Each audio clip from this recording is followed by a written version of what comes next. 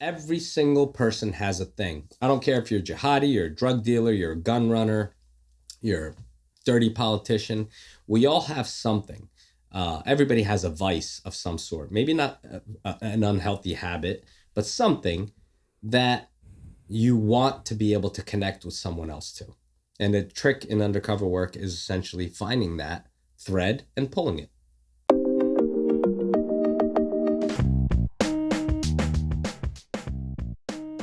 You've bought more crack, heroin, and other drugs than most Muslims. Am I right? Is that a good place to start? I'd like to think so, yes. Yeah. So maybe tell us why, so people aren't just confused. I cut my teeth in my career as an undercover narcotics enforcement officer. So you were doing undercover drug buys, right? I mean, in the beginning of the book, you're kind of like, I can imagine you're playing like this sort of. Well, first of all, you're not even playing anybody close to yourself. You're playing like different ethnicities, and you're basically being like, "Yo, let me get that crack or whatever from drug dealers." And when you're in a kitchen with a drug kingpin and another drug dealer, and they've got their gun somewhere in the house or on their person, and they're doing drugs right in front of you. Are you nervous? Are you excited? Like, what's going on? What are you feeling in that moment? It definitely is an adrenaline rush. Unlike anything I could describe, working undercover, putting your arm around someone, telling them that you're their best friend, getting them to believe you. I think the psychological aspect of my job in that is what really drew me to it more than anything else. Getting someone to believe your legend or your persona that you are representing. You're not acting. It's hard to describe. You have to believe what you're selling, and if you keep the truth as close as possible to reality, then you're not acting. And in doing so, you get to see the underbelly of society in a way that most law enforcement can't, because they'll see you coming a mile away. You get to actually understand their point of view, and that was always a big thing for me. So you say that it's not acting, and I'm no actor, so I really don't know, but it almost sounds like the definition of acting, where you're kind of believing it so much that you become that character, right? I mean, you've heard of like method acting, right? Where Daniel Day-Lewis will make people call him Mr. President because he's going to be Abraham Lincoln, and he's eating what Abraham Lincoln ate and like chopping wood in the backyard or whatever with an axe. Yeah. You know, it seems almost like method acting where you. Like at least half of you believes that you're a drug dealer or whatever at that point, right? You know what? I guess if you look at it that way, you're exactly right. I don't know much about acting. I know what little I learned towards. I mean, you did it well enough to not get murdered, so there's that. Yeah, and it's I guess it is there. I guess you can call it acting, of course, because obviously I'm not a drug dealer. Obviously, I'm not a killer. I'm not planning the deaths of thousands of Americans regularly and being a normal human being. But yes, there is some level of acting, but I can't look at it that way because and I guess that's what actors do. Actors don't think about the fact that they're acting. You just get in a role, you convince yourself first before you convince your subject. And as long as you're convinced, everything should fall in suit. How long were you doing undercover narcotics? And was this what you wanted to do when you got into the police force? Were you like, look, I hate drugs. They ruin communities. This is what I want to do. Or was it kind of like, oh, hey, man, we need you doing undercover stuff because you're not a white-looking cop like everyone else here? You know, that's funny, Jordan, because no one's ever asked me that. I got into law enforcement for, the stereotypical answer, to help people. And I didn't want a typical 9-to-5 job. I couldn't sit in a cubicle. I couldn't be a business major anymore in school. And when I got into law enforcement, I didn't really know what my, where I would fall in that spectrum. And I realized quickly in the police academy that there isn't a military bone in my body. I have apparently I have a very big lack of authority, lack for authority, a lack of respect. Lack of respect for authority, right? Yes, yeah. So exactly. Like someone telling you what to do, you're like, I'm not doing that because I don't want to. Correct. Because you said to. Yeah, and my father always joked that I should have sent you to the military when you were 18 because I failed, he said, jokingly, of course. So, Right, because now the joke is sort of on him, where it's like, actually, you being a disrespectful bastard was like the perfect cover for what you exactly. ended up doing. Good. Exactly. I was always a little bit of a diva, and I little of skirt the line, so to speak. And I think Hmm. that's what, looking back on it now, when the FBI tested us prior to the FBI Undercover School, you have all these Type A personalities taking the test, and you see them all on the spectrum, and they were all given letters. Mine was U, and every one of them's a 9 or 10 in that arena, and I was always a 1 or a 2. And so finally, I had to raise my hand and ask the psychiatrist, why is it that I'm nowhere near everyone else? And that was the joke in Undercover School, is that my my ability to relate to people and not really follow rules helped me understand basically the criminal mindset, the terrorist mindset, and put me in a better position to understand and live outside of rules. I always wondered this about the FBI, because they recruited from our school and stuff like that, and from our law school. And I would remember thinking, like, okay, I get why you want lawyers in the FBI. I mean, it's good. You want overachievers trying to solve crimes. But a lot of the people that wanted to apply, they would say things like, and I'm talking about like good looking, tall, athletic, super smart guys with like a really good pedigree, and your mom's like a senator or something like that. And they'd go, yeah, I'm not going to make it because I smoked pot in college, and like kind of a lot, but not a ton, but kind of a lot. I'm like, but weren't you on like the varsity rowing team of like some blue blood school? And they're like, yeah. And I thought, okay, why do you think that a bunch of dudes who spent every free moment in church, and I don't mean, I'm not disparaging religious people. What I'm saying is like really good. You don't want really the best people trying to think like criminals, because they're not used to it. You want a little bit, you want like a touch of scumbag in there, right? You just like, Without a doubt. yeah, like It's a I catch think 22 though, if you think about it. it is. You're trying to get the best of society, but at the same time, when you shoot too high, there has to be a happy middle. There has to be someone who's actually lived their lives. And I think the Bureau, I think law enforcement in general is starting to take that turn and starting to understand that people who represent law enforcement should be representative of the community they serve, should be a little bit more, they should be a mirror image of who they serve. Because if there's too much of a discrepancy between law enforcement, the government, and the people they serve, I think that's when you run into some problems. I think so. I also think like you want to find, and look, I'm no expert. I'm running this by you more as a question, but it seems like you would want people who would probably do some bad shit, but they're so afraid of getting caught that the best way for them to do this is like under the auspices of law enforcement, right? Like I would love to hack systems and learn how to do that, or like go and do this and that and the other thing and bust people, but I don't want to get caught and then thrown into a jail. So the best thing to do is make me go after the people that are doing that, because I'm basically fighting them with their own medicine, giving them a taste of their own medicine, and then at the end I get a award or something like that. Like that's perfect for somebody like me, right? Absolutely. I'll tell you, Jordan, we had a saying back in my drug days: you're only as good as your informant.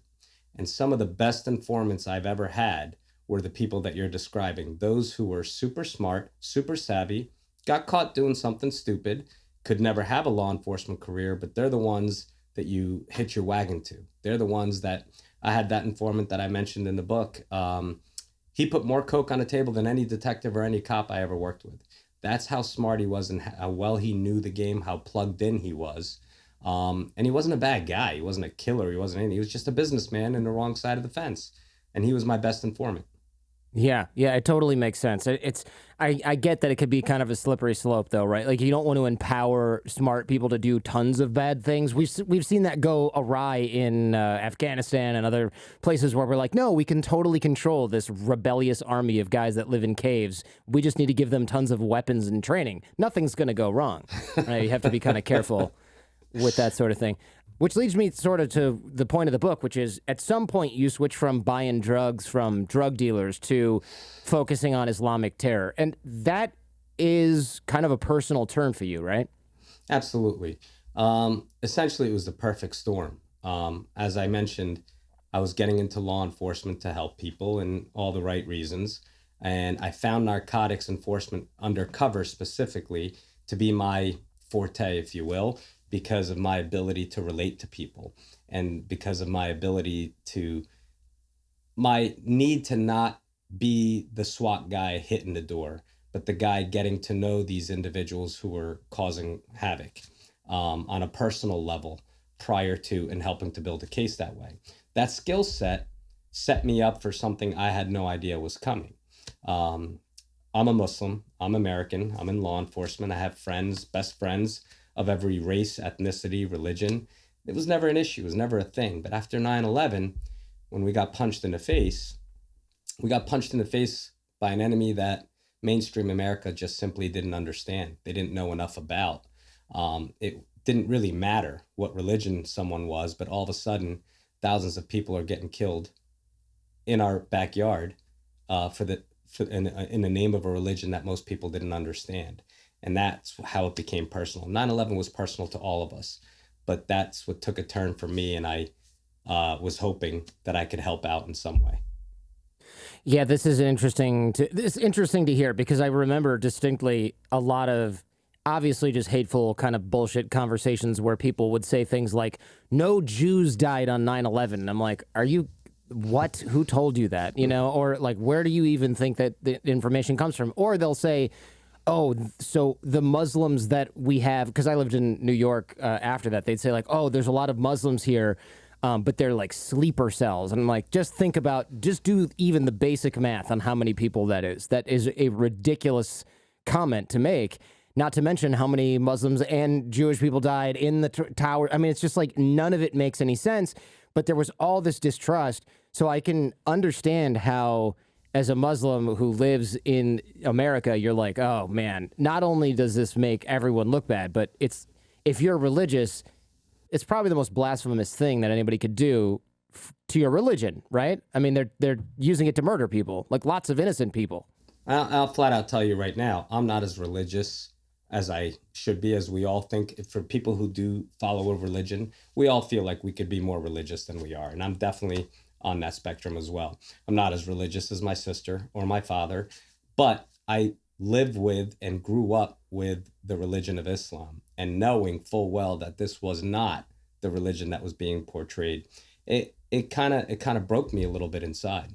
And I think that's what kind of had me trying to help. And at the time, none of us really knew what was happening. It was it took us all by surprise.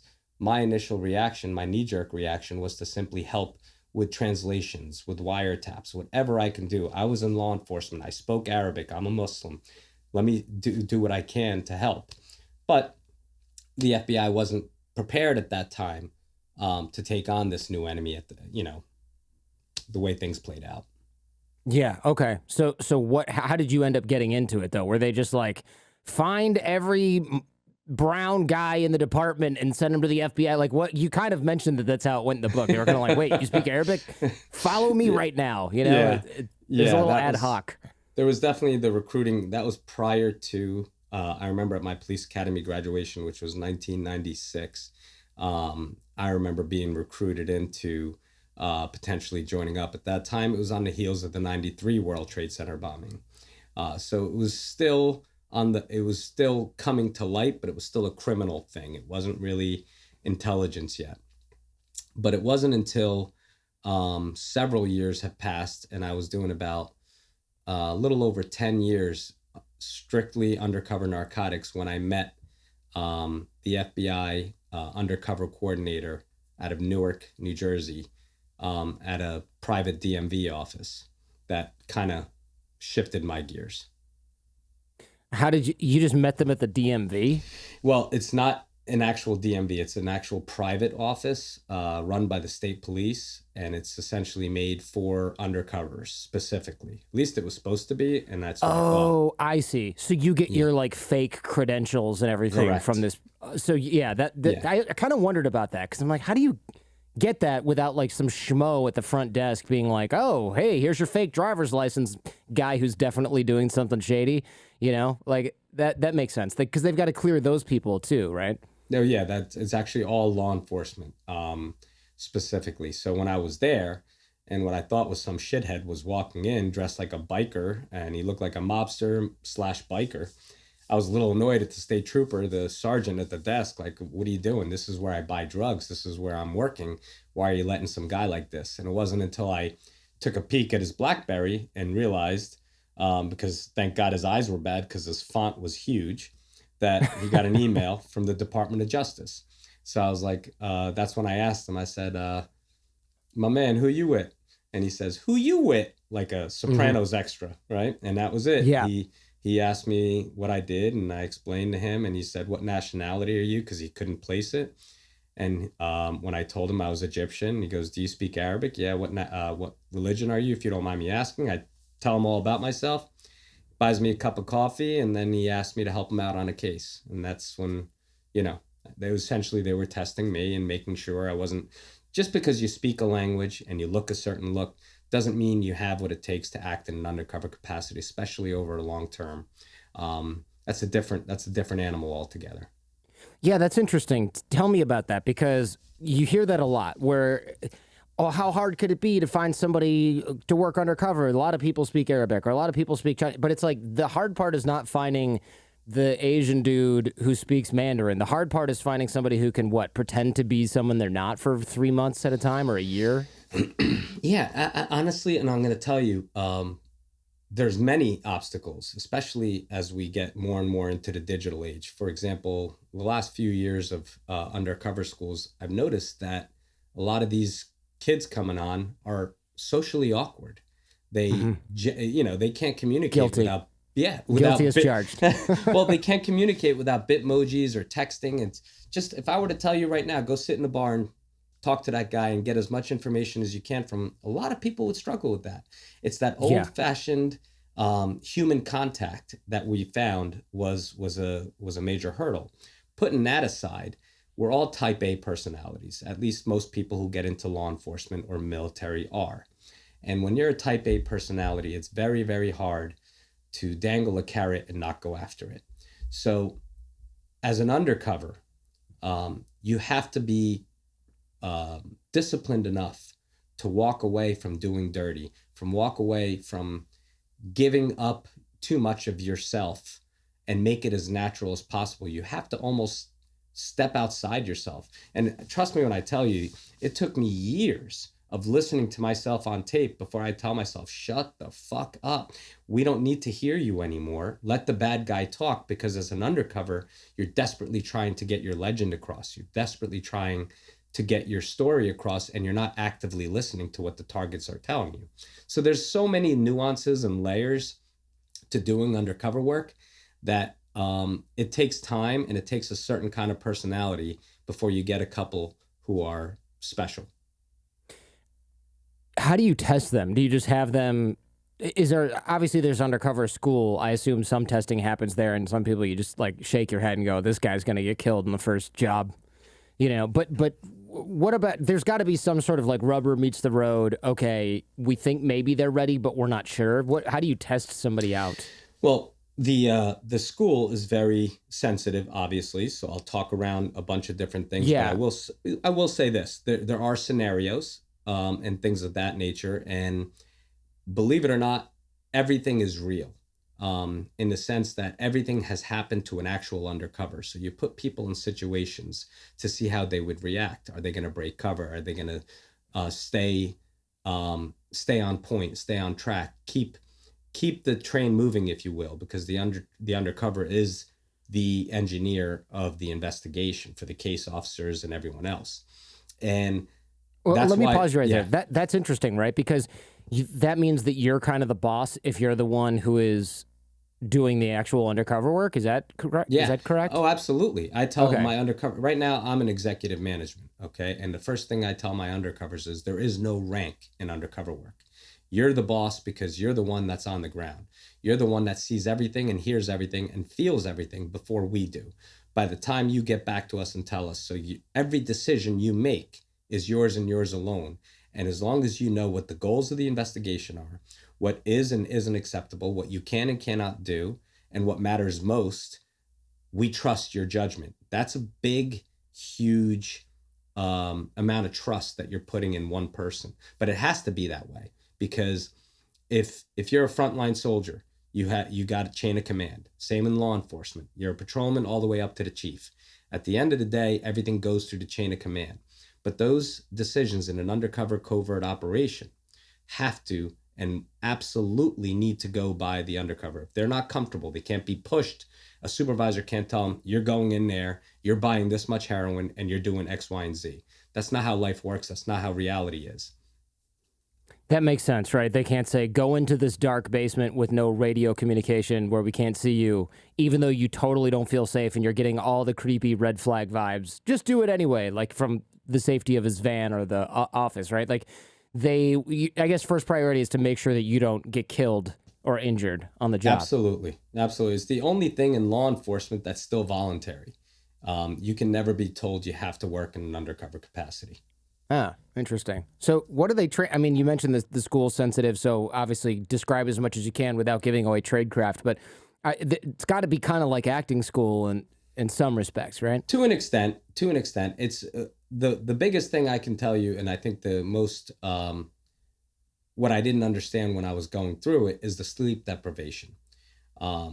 You're sleep deprived, okay, for those 2 weeks. And by design? By design, 1000%, because of the fact that when you're sleep deprived, your true colors come out.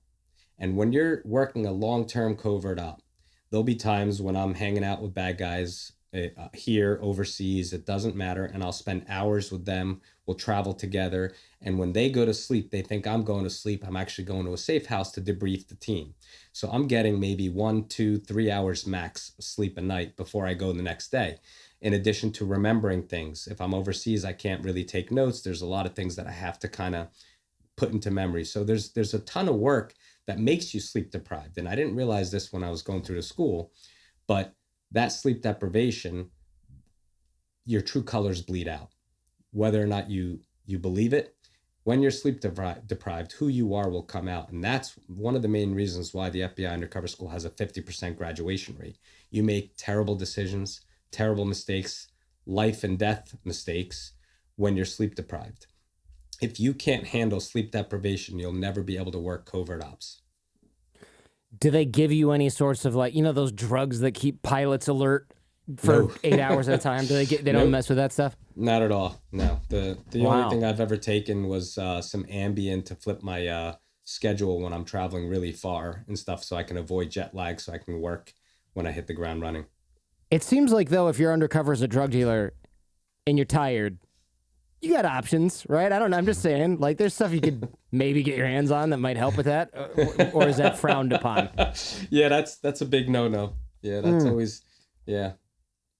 Okay, I understand it's a big no-no because of what, your insurance or health care, but, like, what happens if I am a drug kingpin or a drug dealer and I've got a new shipment of drugs in and all of these thugs are hanging out and they're blowing lines of, cocaine, and I'm like, yo, sit down, join us. And you're like, no, thanks, I don't do that stuff. I mean, how's that going to fly, right? Well, let me put it to you this way. If in that scenario, that guy put a gun to my head and said, you're doing a line of coke, I'd ask him, how many would you like me to do? Yeah, you want me to cut it up for you? Of course. That's obviously a life and death situation. You can articulate it. But it's just not a good look or a good feel when a police officer is acting in an undercover capacity and is breaking the law as well. It's just, it's illegal for starters. We technically can't break the law. We can't be a part of burglaries, robberies, things of that nature. As a matter of fact, in federal work, you have to get what's called OIA, which is otherwise illegal activities and things like that, in an effort to make sure, okay, that whatever crime you're committing, you're protected for, and the government can't go back and prosecute you later on. So, look, this is a dumb question, and I'm sure I'm not the first person to think about it here, though. So if I'm a criminal, don't I just make everybody do crimes with me? And the guy who goes like, "Hey guys, I'm pretty busy today, can't join the burglary," like, that's the cop, right? Come on, There's got to be a way. There is a way, and there's a way to avoid certain situations. And if sometimes there's a way, if you know that's where you're headed, then you jump in front of it. I always tell my undercovers this that I train. You're only going to be held back by your own imagination.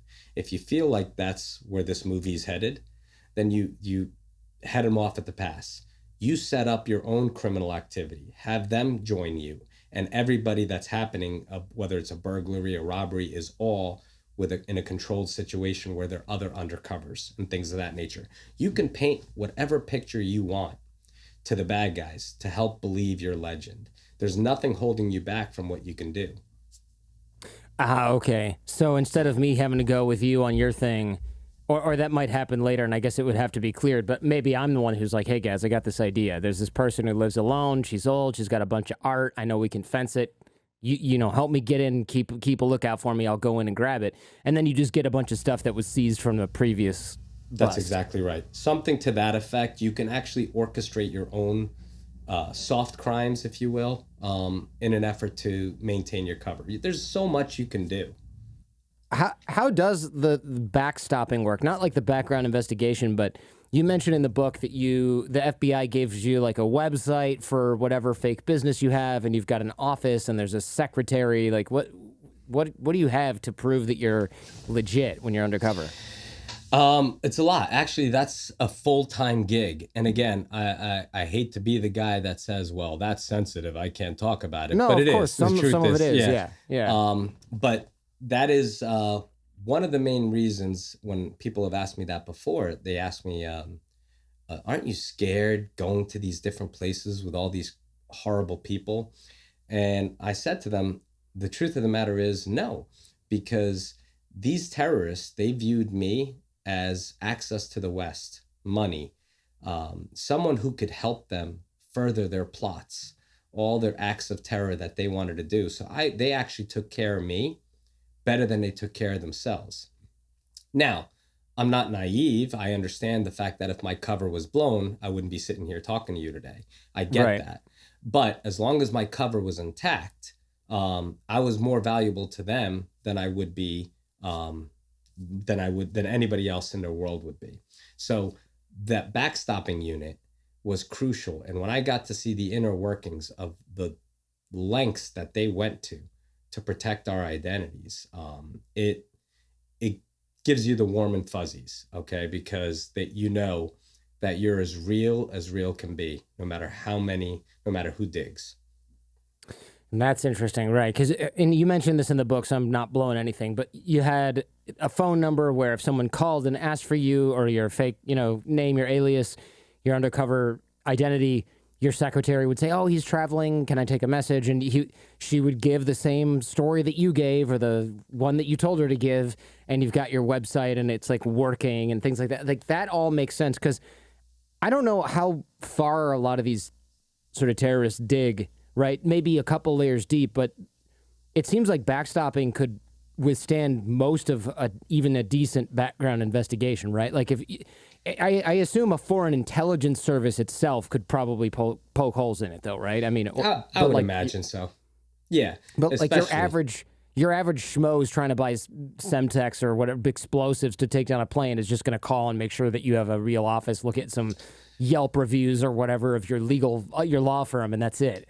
Yeah, there's that, but they do dig deeper, and it's so easy. For $19.95 on the internet, you could pretty much do a full background on someone any day. I mean, there's services everywhere where you could do that. So it has to be able to withstand a deeper dive. But yeah, the deepest of dives, the government services, the intelligence community, I can't imagine anything would hold up to that type of scrutiny. That makes sense. I mean, at the end of the day, though, you have government resources, right? So you can have a Secretary of State business certificate that says you've been in business since 1979. Yeah. Even though you don't. Exactly. Right? Exactly. What happens when the operation's over? They just nuke all that stuff and it's like it's out of operation because they can't reuse it, right? No, they can't. It's funny because it was weird with Tamer Elnoury because they literally just pulled the plug and everything was just gone. You could Google it and you could see that there used to be a website, there used to be a company, there used to be this. You could tell that there was something there, but it's not there anymore. And it was a little creepy, but. Did you feel like a part of you died? Like, hey, this identity that I've been working with for a long time has just vanished. Like nothing, no email, nothing's there. Yes and no. I mean, Tamer Elnoury was very unique because he was tied into so much. But all the other aliases, they come and go. Every now and then Yeah. a name will come up and I'll be like, oh, I remember that guy. I'm wondering if your mother passing away in 9/11 kind of did those things sort of coagulate a little bit into you working in this area to fulfill a similar need or a similar vacancy? Does that question make sense? Absolutely, it does. And yes, I'm not ashamed to say it, but I was pretty much I was a big mama's boy, and Hmm. my mom, was my best friend growing up, and she um, meant the world to me. And her passing was sudden, and I remember when she was on her deathbed, and her last words to me were, she told me, I know you're going to change the world. Do as much good in this world as you possibly can, and we'll all be reunited soon. It just, it was calming, but it kind of rang true. I didn't need someone to tell me to be a good person.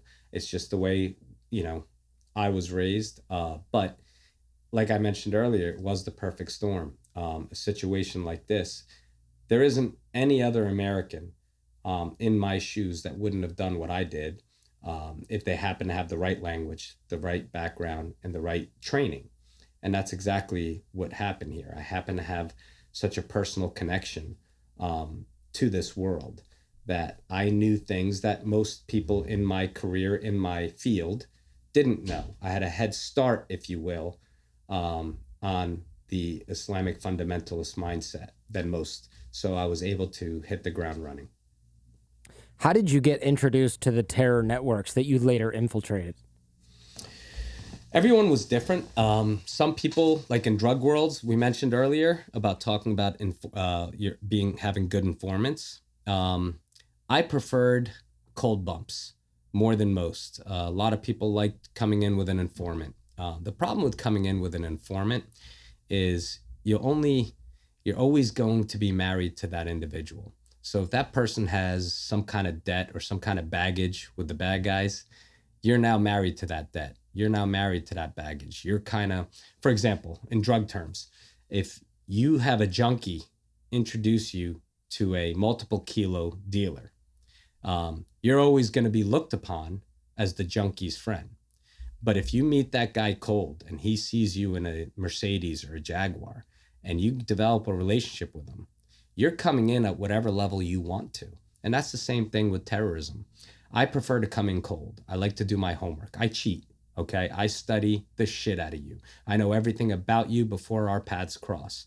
And if I feel like there's certain buttons I can push and there's certain things I can say or do that will bring you into my world and vice versa, that's what I prefer, because then I get to select where I come into your life and how and what I represent. So the story about how you get the mark, this guy, his name's Shaheb, right?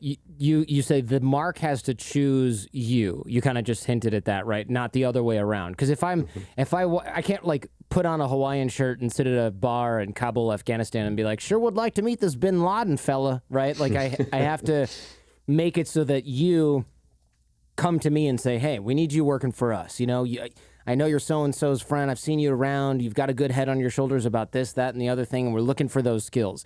But you're engineering that interaction. You're engineering people knowing that you're good at whatever it is that you know that they need. Things like that, right? Absolutely. I think it would be best case scenario, Jordan, if they choose you. That's not always a luxury that you have, but if you do your homework and you put yourself in a position that, let me put it to you this way. Let's say you and your wife are out to dinner and you're hanging out and you have your life. I don't know about you, but I got plenty of friends. I don't need any more. Okay. So if someone were to come up to you in a restaurant, what would he or she need to say to you and your wife for you to want them to be in your lives, for you to want them? So I would have to study you very well. Maybe you're a hockey fan. Maybe you're obsessed with a certain tennis player. I don't know. But I would have to have something to offer you that would make you want me to be in your life. And that's essentially the mind games. That's essentially the homework of undercover work and the psychological warfare that happens prior to getting in front of a subject. This reminds me of how they got El Chapo, right? They followed this actress that they knew he had a crush on who was like visiting with him and stuff like that. And then I think what they like followed frickin' Sean Penn down there to go and meet him. I mean, it was just like, of all the ways for a guy like that to get caught, this was one of the dumbest ways to get caught, I felt like. But think about it. That's human nature. All right. Every single person has a thing. I don't care if you're a jihadi, you're a drug dealer, you're a gun runner, you're a dirty politician. We all have something. Everybody has a vice of some sort. Maybe not an unhealthy habit, but something that you want to be able to connect with someone else to. And the trick in undercover work is essentially finding that thread and pulling it. And you find that thread by studying their files or whatever, the information that you have on this person? There's only so much a classified file is going to reveal about a person's humanity, about a person's pattern of life. You have to get eyes on. And that was another diva thing of mine, but I preferred 24/7 surveillance on our subjects prior to, if they were properly vetted as to being really bad guys and everything in the classified file says these are really bad guys, then let's pour the time and effort into following this bad guy. Tell me what he's doing when he's not being a jihadi. Tell me what he's doing when he doesn't think anyone's watching. That's when you get glimpses into a person's soul. And when you can get that and you could put the classified stuff along with the pattern of life, you could start to put together a profile for who that individual is. And then you could actually take one of your 17 aliases and your legends and say, well, this guy, I think Samir would be perfect for this guy because we can change it so that he happens to run this particular building, or he does this thing because we know he wants X, Y, and Z. It's a mathematical equation. And then you just kind of plop yourself in online in Starbucks one day, say the right thing on the phone to someone else, and he or she chooses you. Okay, right. So if you're doing surveillance or they're doing surveillance on this guy and they're like, he spends 3 hours a night watching college volleyball online. This is so weird. Then when you see him at Starbucks, you're like, hey, honey, no, I'm going to be late. Yeah, I want to watch the college volleyball championships at the bar. No, yeah, I'm just going to be alone. Yeah, I'll be out so-and-so. And then the guy goes, you watch college volleyball? And you're like, yeah, why?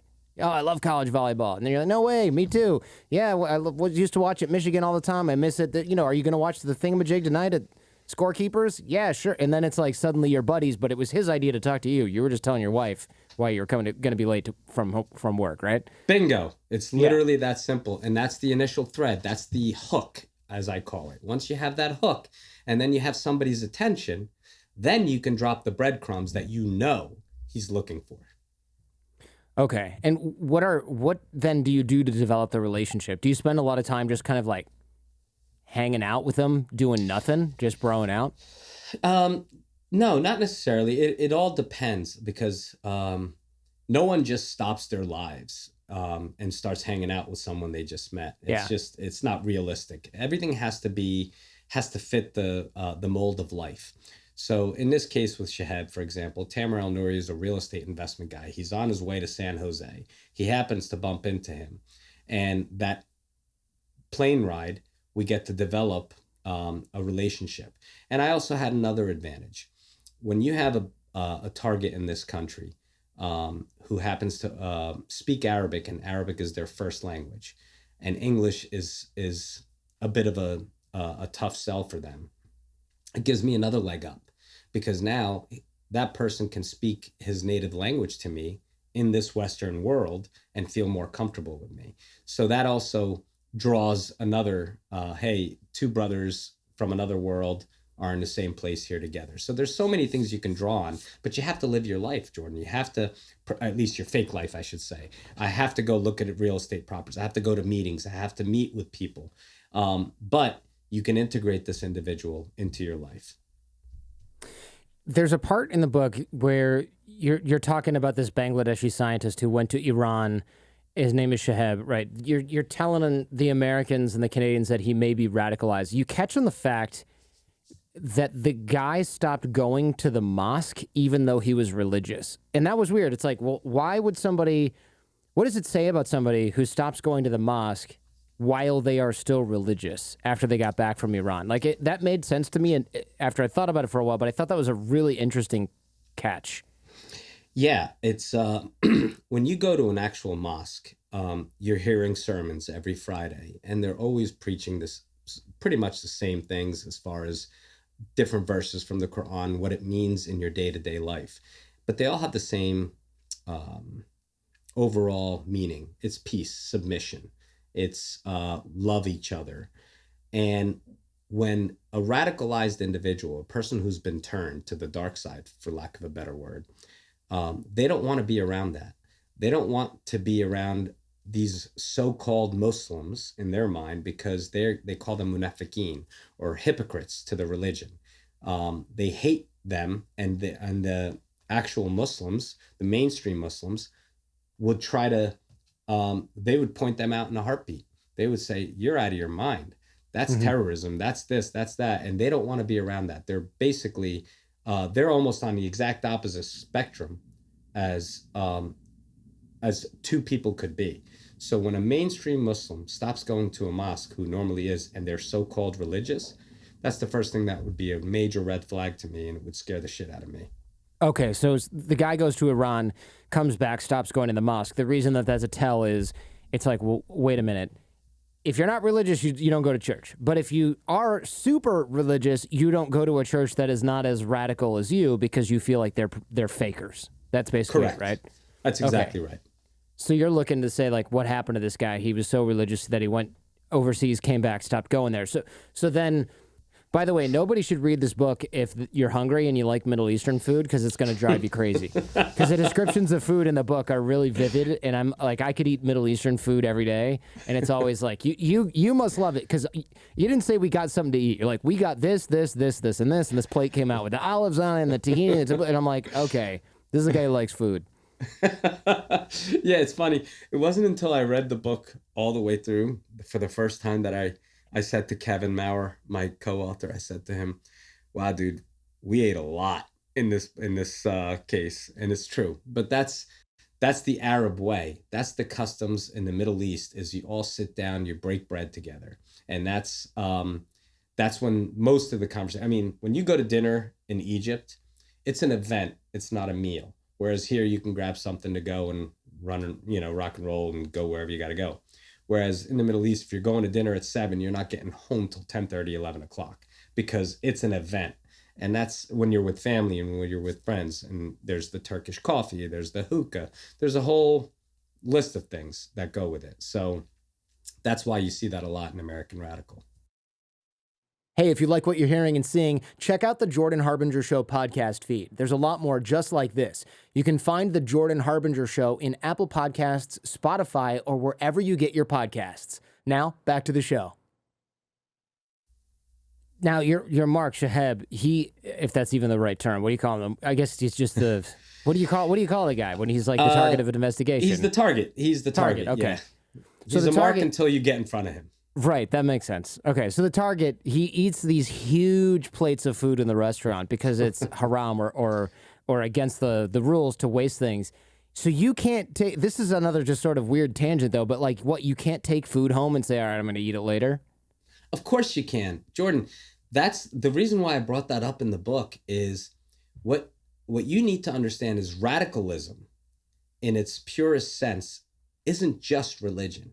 It's everything this guy does is to the 100,000th degree. So in the Quran, in the Bible, everywhere you see waste not, want not. It's something we all learned. Your mother and your father taught you growing up. Clean your plate. Of course, I take doggy bags home. We all do. I'm full. I order too much, whatever. But in his mind, waste not, want not means you finish it and you finish it like clean the plate literally with your fingers to the point where we were at a steakhouse in Midtown Manhattan eating lobster. And I said, this is the only way I can get this guy to stop licking the frickin' plates was to order a lobster. If he eats shells and dies, then so be it. At this point, I just couldn't think of anything else. And he got me. It got me to the point where the surveillance team listening was hysterical because the waiter was going to take the bread and butter away and he grabs it from him. And I'm like, all right, there's some crumbs in there. He goes to the crumbs. He eats the crumbs. I'm like, okay. But then he takes the soft butter dish Oh, no. and starts scooping it with his fingers and eating butter, just butter. So my knee-jerk reaction at the time was, you know that's butter, right? And Yeah. and he just said, thank God. And he just literally cleaned the butter dish. And I said, I just can't win with this guy. Is that, look, man, that sounds weird. Is that radicalism, or is he like OCD, but like has other stuff going on? I mean, that's not, I don't want to disparage people with OCD because I know plenty of them that are functional, but this sounds like this sounds like mental illness. Who does that? Yeah, That's listen, so freaking weird. I have plenty of OCDs. Okay. I have all kinds of crazy tendencies. And I'm going to tell you right now, it's a warped mind. And let me explain something to you. Shahab did have some craziness, for lack of a better word. But what attracted me a great deal to this case, or what blew my mind about this case, was the fact that he was arguably one of the smartest, most brilliant men I've ever been in front of. This guy was on the precipice of curing infectious diseases. The shit that he talked about in his work was science fiction to me. Creating micro nanobots to go into a body, remove cancer into their little metal bodies, and come out. He was world renowned for his ideas in this world on curing and preventing infectious diseases. How could someone so smart, so brilliant, such a gift to humanity, turn into a fucking killer, an absolute disgusting piece of garbage overnight? And that's what the deep dive into the terrorist mindset for me became personal on several different levels, not just because of my history, not just because of my upbringing, but because of who this person was and what he offered to humanity, what he just essentially threw away. Yeah, he threw it away. I mean, he's never getting out of prison, right? I hope not. No. Yeah. I mean, he's in, there's always a chance, obviously, but. Yeah, I mean, he's obviously a flight risk, and he's obviously also wanted to kill hundreds of people. So what was it, by the way, what was his plan? Right? He had a few plans. What were they? Because I think a lot of people are going to go, well, the guy didn't even do anything. Right. We have to sort of explain. He was a brilliant scientist, but also he had planned to kill as many innocent people as he possibly could. That's correct. Yes. He wanted to blow up a train from Toronto to New York City, the Via Rail train line. And he picked a bridge to do it over that had as little water as possible so he could maximize the casualties. He was trained by Al-Qaeda senior leadership overseas and brought here to create and operate his terror cell and terror network in North America. He also had a plan to blow up Times Square on New Year's Eve. He had a plan to poison military bases using chefs and cooks. He was the epitome of evil. There's a lot of folks that will say, and I didn't look at your court transcripts or anything because I couldn't necessarily get my hands on them, but there's a lot of people who say things like, oh, well, there's a lot of talk. They're not really going to do any of this stuff. They can't really do any of this stuff. They're just trying to curry favor with their homeboys. You know how like guys talk tough, like, yeah, man, I'm going to go do this and I'm going to do that. It's like gangster talk. But how do you separate that from, no, these guys are for real. They're going to do this. Like they have taken steps to do this. It's on. That's a great question. And I very much appreciate the way you asked it, because other people in the past have just accused the FBI and law enforcement of quote unquote entrapping these terrorists. Right. And that it's been said in numerous places, sometimes in my inner circles, that's been said. I will say this much, that obviously wasn't the case here. In any case that I was involved in and the people that I know worked in, it wasn't the case. And here's why. What I like to do is a little trick called, I nicknamed it the Christian burial speech. Because when you get on the stand, if this eventually goes to trial in any court, the last thing in the world you want a jury hearing is the most jihadi, crazy person being the undercover agent. Okay, that just doesn't bode well. It doesn't sound well. You're the guy radicalizing the target that's on trial. What you want is the target to lead the plots. You want the target, it all to come from him. You don't want to be the one adding to it. And you could be the one fueling the fire. You could be the one engaged in it with him. However, what my Christian burial speech, as I nicknamed in the book, is when all is said and done, and I wholeheartedly believe the case is wrapped up in a bow and this guy's going to get arrested for attempted murder, I try to back out. I try to show that I'm not ready to kill innocent women and children. And I see, and I try to placate to their human side. Are you sure there might be another way? Maybe we could just post a video. Maybe we could do something else. Do we really want to kill women and children? And you'd be surprised. It's got a 100% success rate. The venom that comes out of their mouths at that moment in time, their intentions and their fear that they're now losing me as a partner in this crime highlights whose idea it is and why. Oh, I see. So you're almost trying to talk them out of it, and they're like, "No, here's why we're gonna do it. Here's our plan. Don't be a wimp. Come and do it with us. This is, don't back out now." And then it's like, well, so that shows like this is 100% their idea. You're like, "Hey, man, maybe we shouldn't do this." And they're like, "Come on, no, this is you're either in or you're out, Tamer." Right? Exactly. That's exactly right. You have to give them an out. You can't be the bully in this situation. You have to give them opportunities to walk away from it. They actually went to the rail bridge. You went with them, right, to inspect the tracks? I did, yes. Yeah. So that's got to be kind of there's a little bit of a smoking gun, right? When it's like, well, here's footage of them, because I saw the video on 60 Minutes where you and them are literally walking on these train tracks, and it's like, well, what was their argument in court? No, we were just hiking. I mean, how do they sort of even try to defend some of this stuff?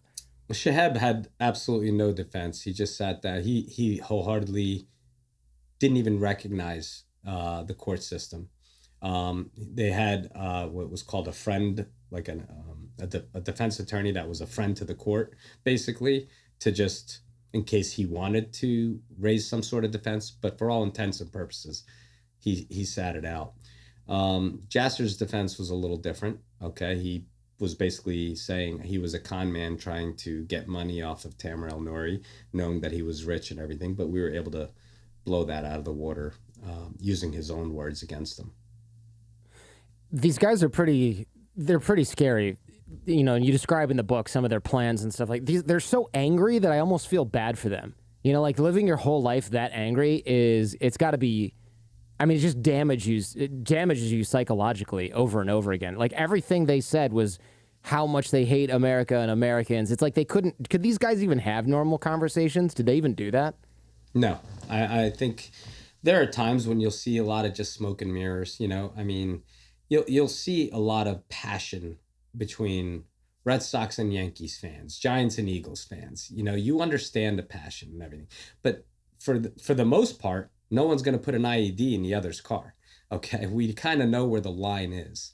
The problem is they have this exact a heightened level of passion, and they feel that their purpose in this particular life, is to overcome the burdens of the West that the West is putting on them. And that burden, if you think of it as a next life sort of thing, adds a whole new caveat to it. And they feel that they're oppressed, and they feel that they can't fight, and they feel that they're the ones that have to take a stand, and they're willing to die for a cause. And that's what makes them dangerous. So a lot of these guys are recruited when they go overseas to Afghanistan to fight, and then it seems like sometimes they're turned back to America or Canada to attack over here instead, right? Like they want to go and carry a rifle in Syria, and they're like, no, or Afghanistan. Like, hold on. Go back and live in Toronto and just wait for instructions. Yeah, a lot of times that does happen. Sometimes they're homegrown. I mean, ISIS was the petulant child of Al-Qaeda, if you will. They were the teenagers that knew everything, right? So what did they do? They took radicalizing to a whole new level. They did it online, they streamed it, and they just said, okay, if you're a loner sitting in your mother's basement, boom, here you go. This is all you need to do. Grab a machete, go kill a cop, go kill this person, go do this. And you just say, Allahu Akbar, and you're on your way, and you're part of the team. They found a very unique way using social media and the internet to radicalize people who were susceptible, who had those vulnerabilities, whereas Al-Qaeda was much more succinct about it. They took their time and they recruited and they vetted you. So two different forms, two different groups, but at the end of the day, the same individual person. I found it interesting that groups like Hamas, Al Qaeda, ISIS, they compete for recruits, they compete for money, and there's a lot of differences. Like you call these jihadi bitch fights, and like a lot of the guys are always bickering and infighting, even amongst themselves, but the groups are doing it too, right? That's exactly right.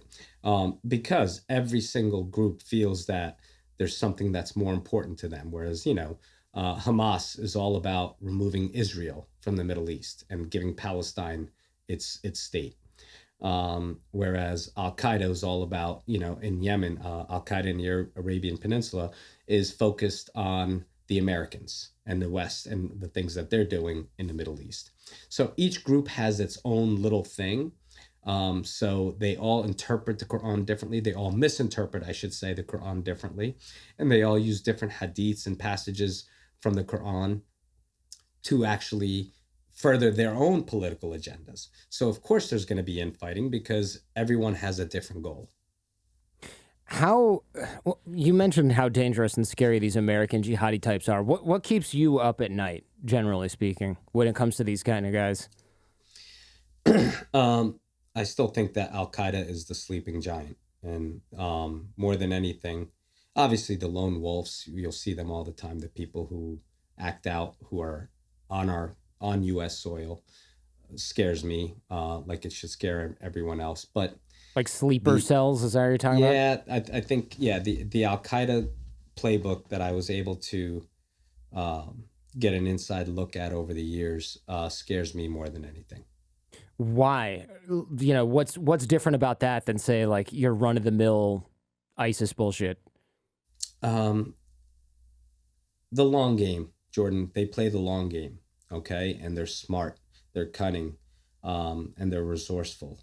Whereas I mentioned before, ISIS is that petulant teen that knows everything. Al Qaeda is the educated grandfather who's been there, done that, and does know everything. So what's sort of the difference in their game plan? ISIS is like you go get a machete and kill random people to cause news and get us in the media. But what is Al Qaeda doing differently? Because honestly, I feel like I haven't heard about AQ for a long time. Everyone thinks they're just kind of done. Yeah, we haven't heard about anything with terrorism for a long time, and that's a good thing. I'm not trying to scare anyone. I'm not saying that I know of anything. Obviously, that's not Yeah, of what I'm course. saying. You asked me personally what scares me the most is Al Qaeda, simply because of their MO. For the most I could, let me put it to you this way. Their MO is exactly how 9/11 punched us in the face. We recovered. We understand our enemy much better today than we have in the past, and I think we're more prepared than we ever have been. I think our intelligence community and our law enforcement is much more educated in the world of counterterrorism. But our biggest enemy, our biggest threat down the road, I believe wholeheartedly, is Al-Qaeda because of their capabilities.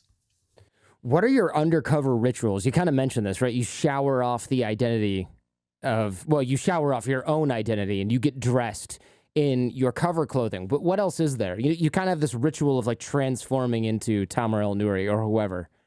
Yeah, I know it's a little corny, and I'll be the first to admit it. It is. It makes sense. I get Baseball players kick their cleats off, right? Basketball players are relacing their shoes.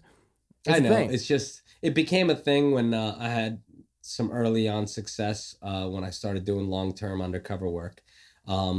In the morning when I know I'm traveling the next day, let's say for this case, it's Tamer Elnoury. I go to bed as my true identity. I wake up in the morning as my true identity, obviously. And then as soon as I go in the shower, I have everything laid out separate. I mean, my closet looks like a serial killer's, okay? Because there's literally like multiple personality disorder going on in there. Clothes and outfits for different situations and different aliases that I have. So that morning I'll shower, I'll put on Tamer's clothes, slide his watch on, his shoes, I drive his car. And the second I leave the house, I don't have any phones or identifications other than Tamer's. And when I meet people and I go to the beach, I sit on the beach and I go over every single thing in his legend. I go over mother's maiden name, every identifier you could think of, business phone numbers, cell numbers, home addresses, properties, you name it. Once I feel like I have it all kind of right there on the tip of my tongue in the front of my brain, then I jump in my car and I get to the airport, and I don't look back until I come home. That's man, that's a lot of pressure, right? Because you have to forget about who you really are and just get all that stuff out there. Because the last thing you want to do is make some sort of slip up under pressure. Yeah, and I realized, and I told people, I tell my young undercovers coming up right now, is the minute you're not scared, or the minute you're not over prepared, is the minute that you need to walk away from this job. And I realized that too late, thankfully, without getting hurt in my drug career. I was doing undercover narcotics for almost 12 years. And towards the end, I was getting a little bit more flippant. I took a lot more chances, shortcuts, things of that nature, where it put me in a position I felt like I could have easily gotten hurt or hurt the investigation. So my big thing is being over prepared is a good thing until you're done. You've got a rule as well: never pretend to know someone or something if you don't actually know it, because it'll bite you in the ass. Do you have an example of that? That seems like a really good rule, obviously, right? Absolutely. Perfect example in the first week I met Shaheb. We were going to a restaurant, and I went out of my way to say I didn't know the area. And I was only there once, which was true, in San Francisco. So I said, I know San Francisco, but I don't know San Jose. And he goes, when we found the one restaurant, if I pretended to know that restaurant, that would have bit me in the ass, because there was a bar in there. There was a belly dancer. There was all kinds of everything wrong that you're trying to bring a jihadi to. And if I pretended to know that place, that kind of would have blown up in my face. I basically said, I don't know. A friend of mine told me this is a good spot. And thank God I did, because that's when I was able to hang my hat on how appalled I was that the a halal restaurant had alcohol and belly dancing. Right, okay. Because if you'd said, hey, I know this place well, and then you show up and he's like, so either you lied about knowing this place, or you come to a place that is totally not cool and has booze and a woman showing herself off. So which one is it? Like, are you a liar or just a really bad Muslim, right? Which one is it? That's exactly right. And the most important thing in doing undercover work, especially long-term undercover work, the least amount of lies that you can make, the better it is for you, because they do compound and they do become an issue.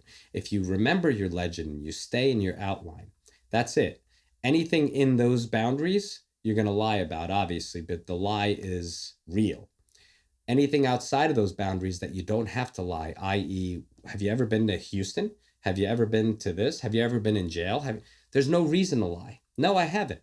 No, I don't know that place. Have you ever heard of this guy? We do that in conversations all the time. Yeah, I heard of him. And no, you haven't. Okay, because no one's heard of him. The point is, there's no reason to lie ever when you're in an undercover capacity, because you're already doing so much lying that any other lie could blow everything else up, if that makes sense.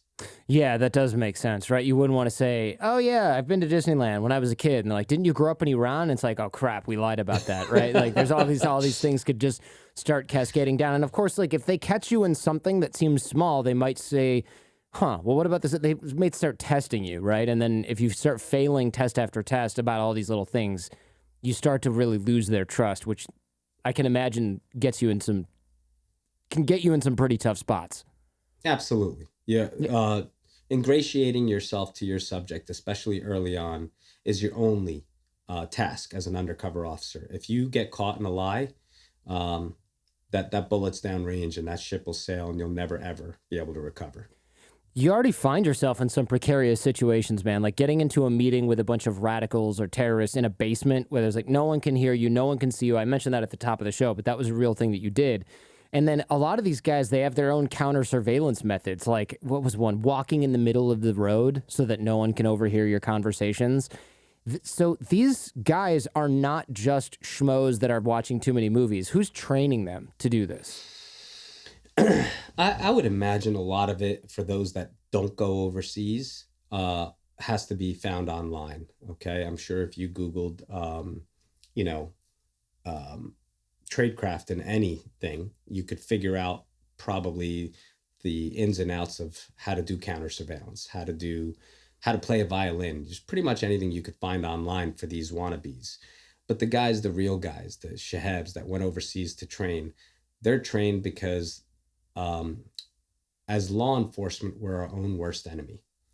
We give everyone our playbook. Everyone's got a peek at it, and it's called discovery in the courts. Anything that we figure out and we do to capture a bad guy, it's revealed in the courts, obviously through discovery and when it goes to trial and so on and so forth.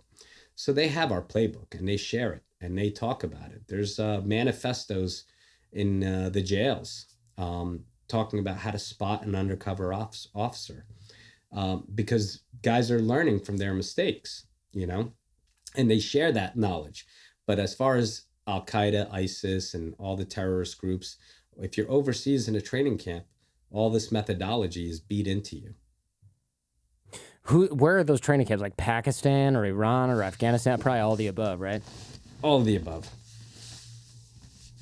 There's a time when you go and visit this Palestinian jihadi in Toronto, and you mentioned that in the book that he already prayed without you guys, and usually you pray in a group if you can. And I thought that was kind of interesting. Like you thought it was weird that he didn't wait for you, but then it turned out he was testing you and watching you. And you mentioned in the book, you didn't really say what this was, but you said there are tells in the way that you pray if you're extra religious, like some jihadis are. So what are the tells? Are there why are there different types of prayer for jihadis and like regular Muslims?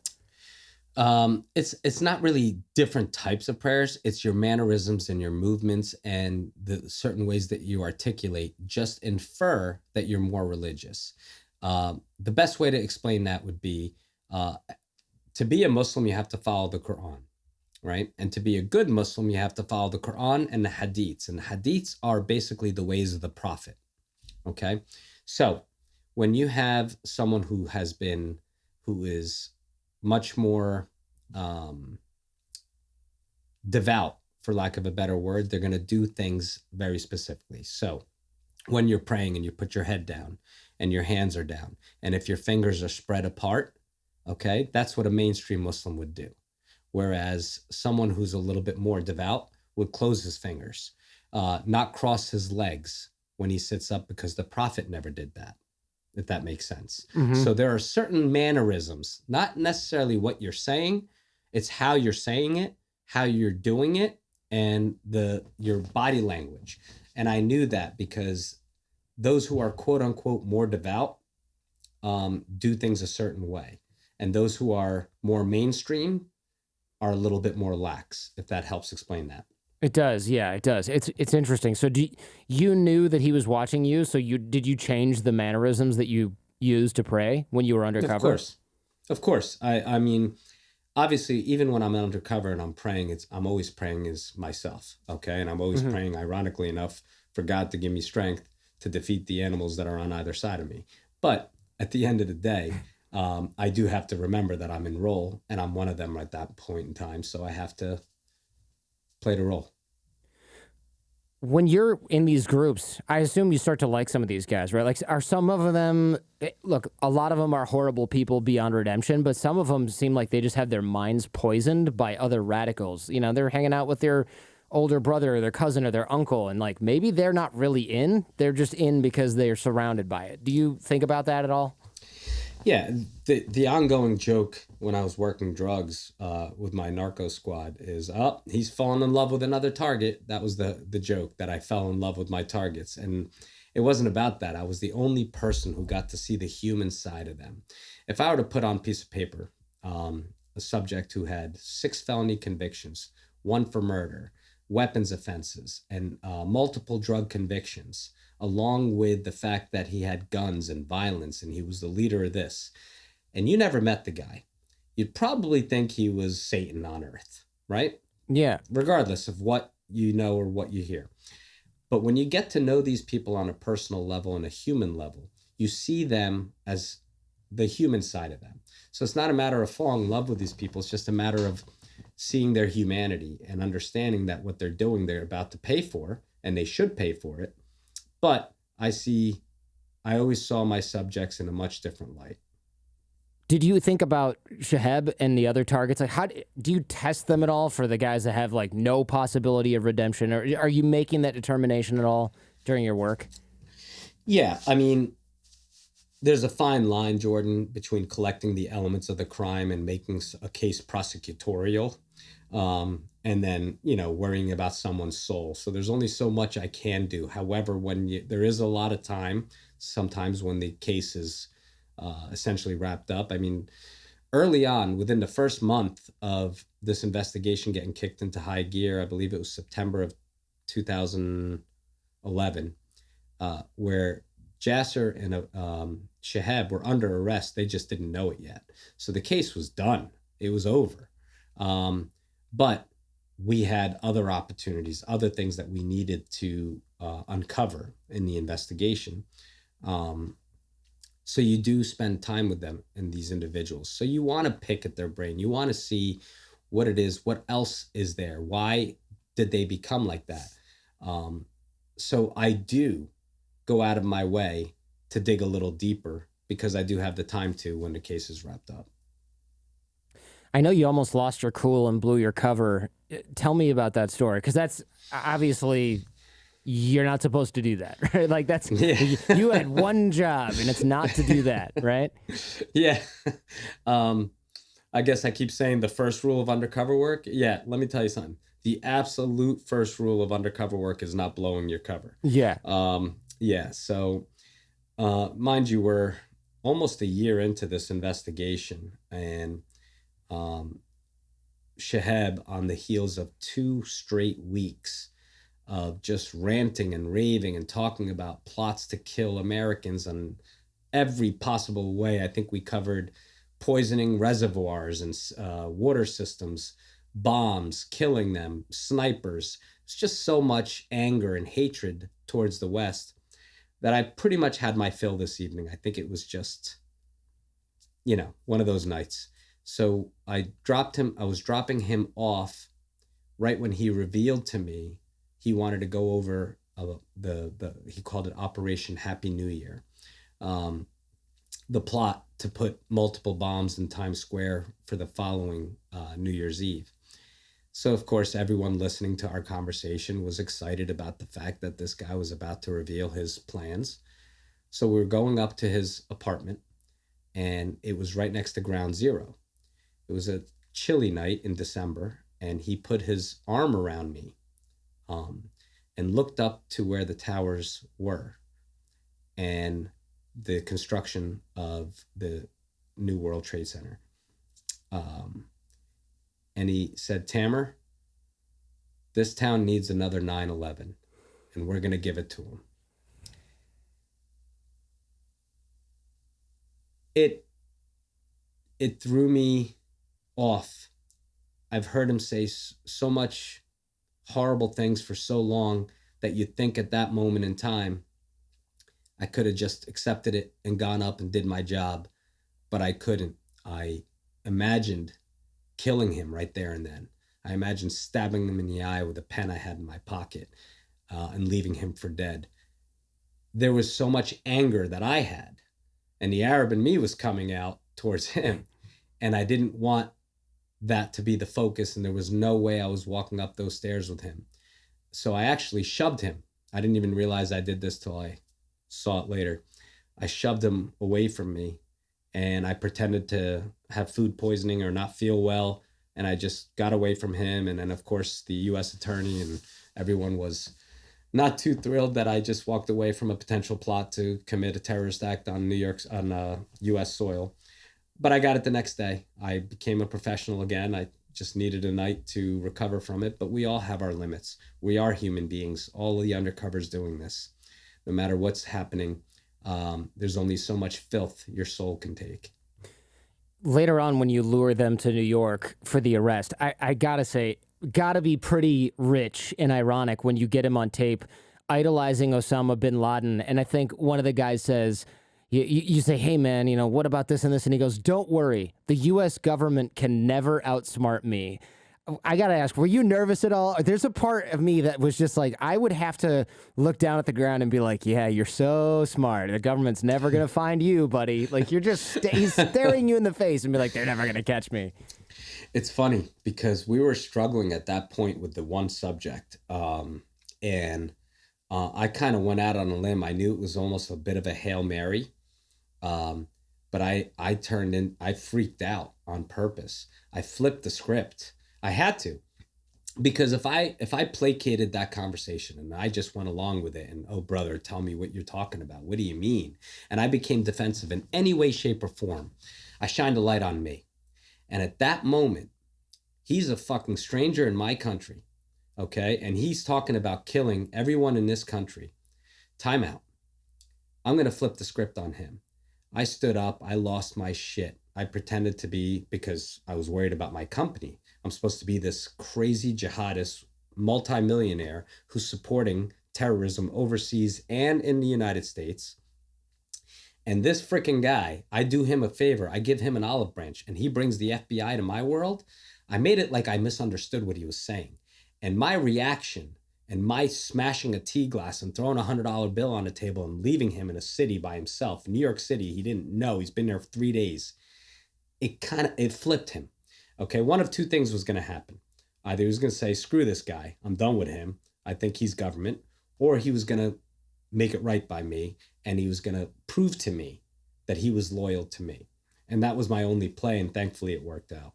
Oh, I see. So you deliberately misinterpreted the comment, the U.S. government will never catch on to me. You deliberately misinterpreted that as like him threatening you so that he would come crawling back and be like, no, what I meant was, and then explain everything. Yeah, I deliberately interpreted it as him. Like, what he was actually doing was he was basically asking if I worked for the government or this was part of some elaborate scheme. Believe I interpreted it as him potentially working for the government or bringing heat to my company by being an informant or by being watched by the FBI. Either way, I didn't want anything to do with him, and he now needed to prove himself to me. You're a tricky guy.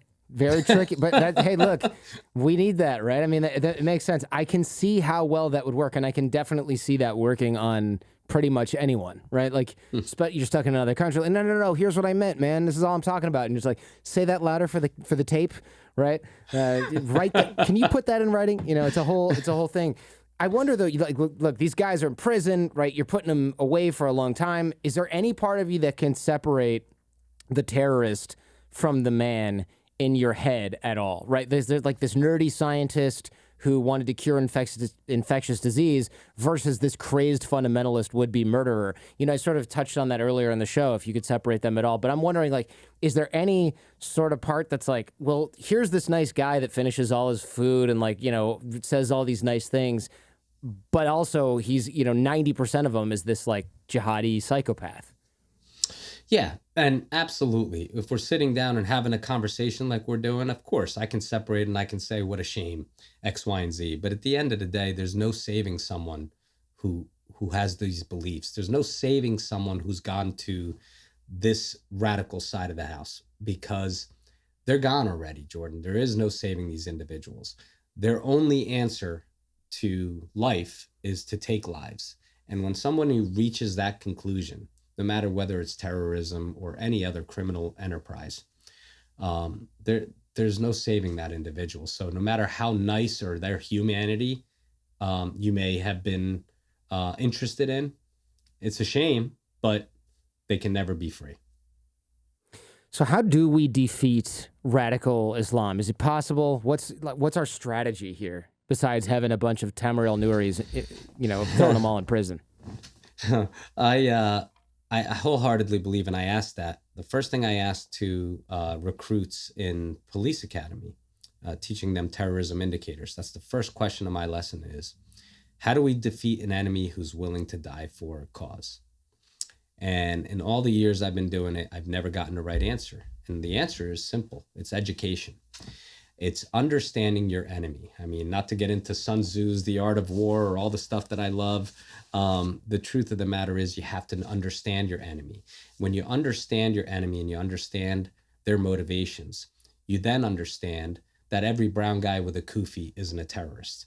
You now know the culture, you know the religion. When I first started with the FBI, we were running and gunning because people would see a prayer rug and think that guy's a terrorist. And things changed quickly.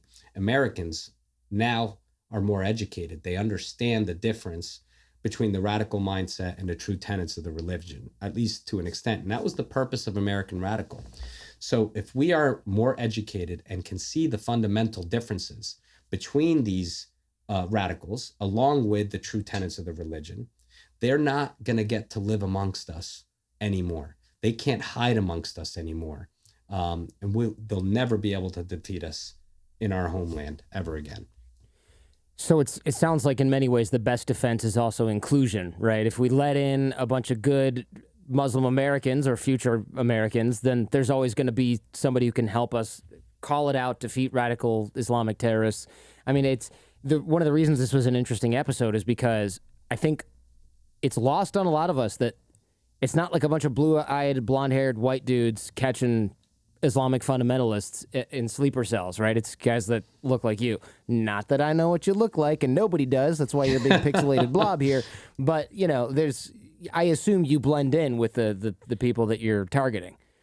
I do, yeah. Absolutely. And I mean, I'm as Arab as you get looking, obviously, and there's no denying what I look like when I'm on target.